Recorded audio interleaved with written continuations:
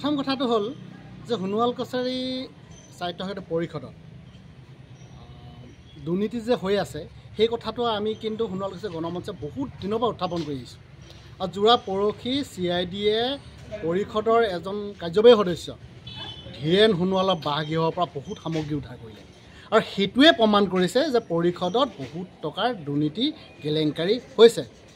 এতিয়া কথাটো হ'ল যে এই দুৰ্নীতিকাৰী যিখন পৰিষদ সেই পৰিষদখনকে বৰ্তমান অসম চৰকাৰে ৰখীয়া পাতিছে। আমি কৈ আহিছোঁ যে 2024 চনৰ ফেব্ৰুৱাৰী মাহতে সোণোৱাল কছাৰী অট'নমাছ কাউন্সিলৰ পৰিষদখন ভংগ হৈ গ'ল, ম্যাদ উকলি গ'ল। তাৰপিছত নিৰ্বাচন অনুষ্ঠিত নকৰি কোটি কোটি টকাৰ দুৰ্নীতি কৰা পৰিষদখনক পুনৰ সোণোৱাল কছাৰী জনসাধাৰণক ঠগ বাজ কৰি খাবৰ কাৰণে একেখিনি মানুহকে ৰখীয়া পাতিছে।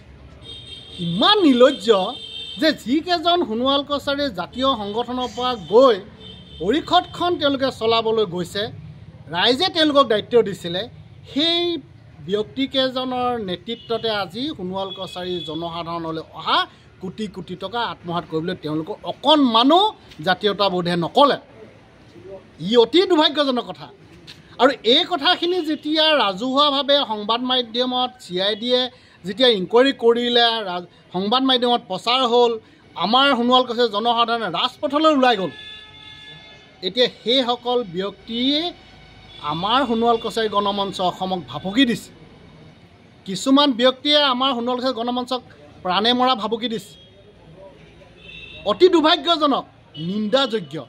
গতিকে আজিৰ তাৰিখত সোণোৱাল কছাৰী গণমঞ্চ অসম ইয়াক তীব্ৰভাৱে নিন্দা কৰিছোঁ আৰু অসম চৰকাৰৰ মাননীয় মুখ্যমন্ত্ৰী মহোদয়ক আমি আহ্বান জনাইছোঁ, শূন্য সহনশীল কথা কোৱাৰ অসমৰ মুখ্যমন্ত্ৰী ডাঙৰীয়াই 22জন সদস্যক পুনৰ কাউন্সিলখনৰ দায়িত্ব দিয়াটো অতি দুৰ্ভাগ্যজনক আৰু তেখেতে অতি সোনকালে তেখেতসকলৰ ওপৰত বিহিত ব্যৱস্থা গ্ৰহণ কৰিব লাগে। যিকেইজনৰ নেতৃত্বত আজি সূতা, কম্বল, আঁঠুৱাৰ উদ্ধাৰ হৈছে তেওঁলোকক গ্ৰেপ্তাৰ কৰিব লাগে।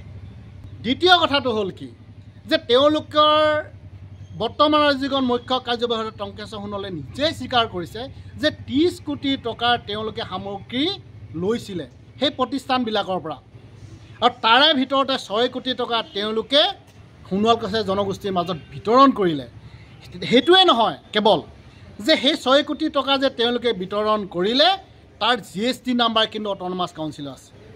তাৰ ৰিচিপ্ট কপি চাম ডেকা বৰুৱা নামৰ এজন চৰকাৰী অফিচাৰে, চৰকাৰী কৰ্মচাৰীয়ে ৰিচিভ কৰিছে।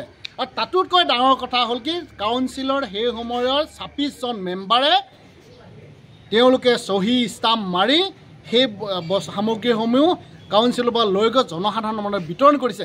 কেনেকৈ তেওঁলোকে সেই ভুৱা বুলি ক'ব? কি যুক্তিত টংকেশ্বৰ সোণোৱাল, দীপৰঞ্জন মাৰ্কাৰী, ধীৰেন সোণোৱাল আৰু সেই 26জন কাউন্সিলৰ সদস্যক তেওঁক অসম চৰকাৰে গ্ৰেপ্তাৰ নকৰিব? আমাৰ প্ৰশ্ন হ'ল। গতিকে মুখ্যমন্ত্ৰী মহোদয়ক আমি আহ্বান জনাইছোঁ, অতি সোনকালে তেওঁলোকক গ্ৰেপ্তাৰ কৰক। যিহেতু বস্তুখিনি তেওঁলোকৰ ঘৰৰ পৰা উদ্ধাৰ হৈছে, CIDয়ে উদ্ধাৰ কৰিছে, উদ্ধাৰ কৰা সামগ্ৰীখিনিতো ধীৰেন সোণোৱালে নিজৰ পকেটৰ পইচা আনি থৈ দিয়া নাই। গতিকে ধীৰেন সোণোৱালক গ্ৰেপ্তাৰ কৰক, দীপৰঞ্জন মাৰ্কাৰীক গ্ৰেপ্তাৰ কৰক, টংকেশ্বৰ সোণোৱালক গ্ৰেপ্তাৰ কৰক, গ্ৰেপ্তাৰ কৰি তদন্ত কৰক আৰু বাকী 26জনকো তদন্তলৈ আওতাৰ আনক। এইটো আমাৰ প্ৰশ্ন, দাবী। 3 নম্বৰ কথাটো হ'ল কি যে সোণোৱাল কছাৰী অট'নমাছ কাউন্সিলখনৰ কাৰণে সোণোৱাল কছাৰী গণমঞ্চ অসমে নিৰবিচ্ছিন্নভাৱে আমি প্ৰতিবাদ কৰি আছোঁ, প্ৰতিবাদ কৰি থাকিব। অদূৰ ভৱিষ্যতলৈ আমাক যিমান ভাবুকি আহক ইয়াৰ কিন্তু গণমঞ্চে কিছুলৈ ওলোটি নাচায়।